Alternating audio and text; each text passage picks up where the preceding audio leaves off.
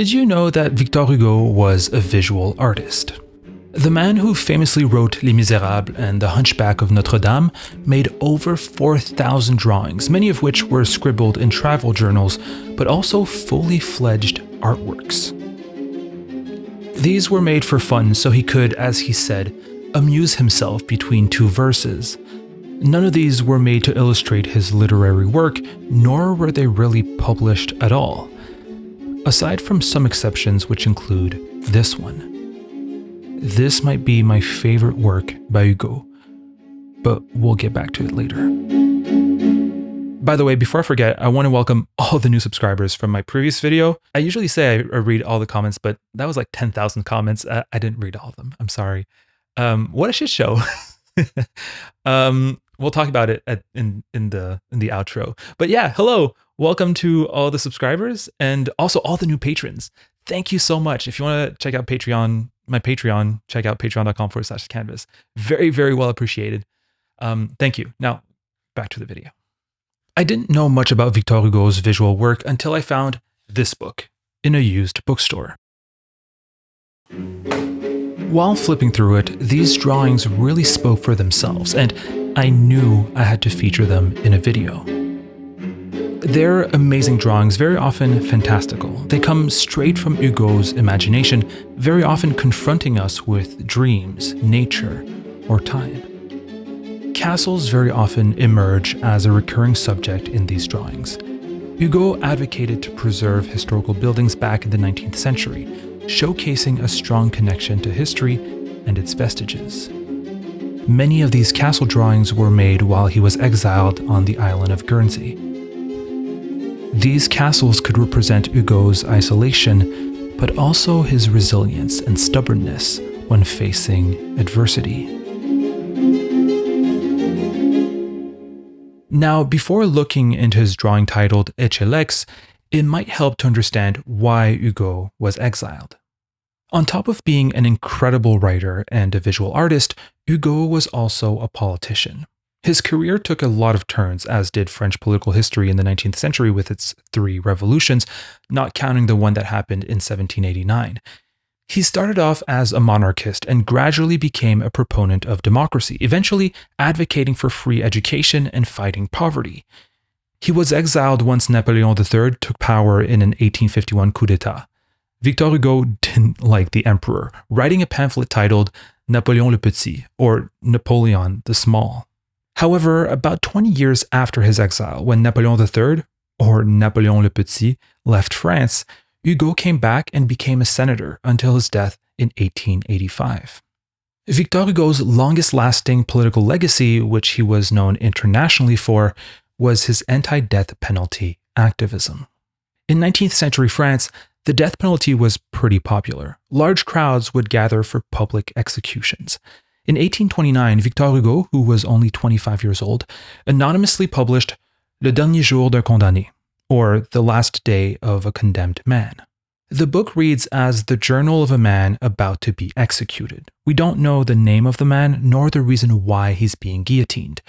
All we know is the torment, the anxiety, and the torture of a condemned man through his inner monologue. Little side tangent, but if you follow me on Letterboxd, you know that one of my favorite movies is Les Ordres, or The Orders by Michel Brault. In that movie, you follow a bunch of political prisoners in Quebec from the October crisis where Canada suspended civil liberties through the War Measures Act.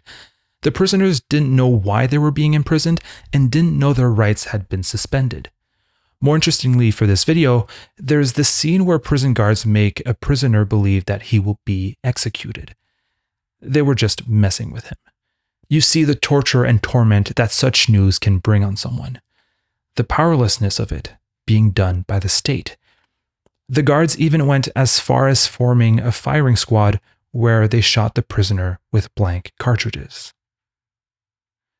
So to go back to Le Dernier Jour d'un Condamné, the first preface of the book fits in 1 page. Again, this was published anonymously in 1829, and all the preface said was, and I'm paraphrasing here, but he's saying this could be the actual words of a miserable man before his execution, or the words of someone, an artist or a poet or a philosopher, who decided to share a fantasy. He says the choice is up to the reader. In a much longer preface in 1832, Hugo admits that by giving the choice to the reader, he wanted to wait to see if the book would be understood. As it was understood, he claimed the authorship, stating very openly that this book is an anti-death penalty work. Keep in mind, Hugo wrote this in a political climate where the death penalty was very popular. In this book, which I read, Hugo recognizes the atrocious crimes committed by those condemned men, but still advocates for empathy towards them, pointing to their families or how often they come from impoverished backgrounds, or how their actions are the product of their upbringing, likening crime to an illness to be cured rather than a product of evil people.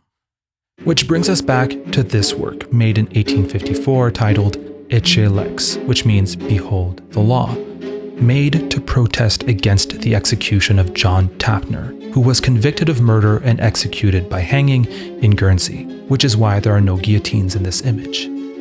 In it, light and obscurity clash on an almost floating gallows. A man with an obscured face is hanging. The execution wasn't as nice as it was depicted, though. The rope wasn't long enough, he didn't fall fast enough, and didn't break his neck. Tapner's legs started twitching, and then to swing about. The ropes that bound his arms together unraveled, and Tapner grabbed the trap door, pulling himself back up. The executioner managed to get Tapner's hands off the edge of the door, but it wasn't enough. Tapner was still dangling, slowly strangling. The anonymous executioner got down through the opening and hung on to Tapner's legs. Their combined weight was on Tapner's neck, but it still took 12 minutes for him to die. However, this image didn't only represent John Tapner. The face of the condemned is indistinguishable for that reason. The image was repurposed for another man condemned to hang, though this execution was a lot more politically motivated. Don't get me wrong, every execution, especially when carried on by the state, is extremely political. There is a huge difference between murder carried out by a single person and murder carried out with the weight and legitimacy of the state and its institutions. So every execution is political, though some, I'd argue, more political than others. John Tapner was executed for murder, but John Brown was executed for treason, murder, and conspiracy to incite a slave insurrection. If you don't know the story of John Brown, I recommend watching the video I made on a series Jacob Lawrence did about him. But in a nutshell, he wanted to abolish slavery and fought against it. He also got executed for it. Victor Hugo, though he wasn't perfect, he did defend colonialism, was at least anti-death penalty and also anti-slavery. So the announcement of John Brown's execution resonated with him. He wrote about the execution, pleading the United States to reconsider, saying, "Assuredly, if insurrection is ever a sacred duty, it must be when it is directed against slavery." He also wrote some prophetic words about a possible upcoming civil war. Viewed in a political light, the murder of Brown would be an irreparable fault. It would penetrate the Union with a gaping fissure, which would lead in the end to its entire disruption. He finally ended his letter saying, "For, yes, let America know it and ponder on it well, there is something more terrible than Cain slaying Abel. It is Washington slaying Spartacus." Spartacus being the leader of a slave rebellion in ancient Rome, for those who haven't watched the movie. The letter was later published as a pamphlet with other writings by Victor Hugo on John Brown, and it included one of his only published drawing, Ecce Lex. This pamphlet was distributed in Europe and in the United States to denounce the execution of John Brown, and this drawing became a representation of this denunciation. I love Victor Hugo's artworks, and I hope you do too. There are some truly stunning ones, some that are even more visually striking than Ecce Lex, but to me, Ecce Lex becomes powerful because of the message it conveys. This is not a drawing that Hugo made to amuse himself between verses, as he used to say. This is one of his rare visual artworks made out of indignation. Let me know if you share my opinion or if you prefer another drawing by Hugo depicted in this video. I'm really interested in knowing what kind of art my subscribers are into. And speaking of my subscribers, there's Jacob Geller, who's a subscriber I can see on my subscribers list, who made a video on the death penalty, which is a great video, probably one of my favorite videos on YouTube. So go check it out. It's really, really good. And with that being said, thank you so much for watching. Thank you, Roman Brandel, X-Towns, and there's a new top tier patron called Bone Meal. Thank you so much for supporting the channel, and also to all the new patrons and the old ones as well, who have been really, really great, like really helpful in supporting the channel and supporting it, because the last video, though it did really, really good, didn't make much money because it was demonetized, obviously. Speaking of last video, holy shit, right? It went really well, which is good. But yeah, I got some threats.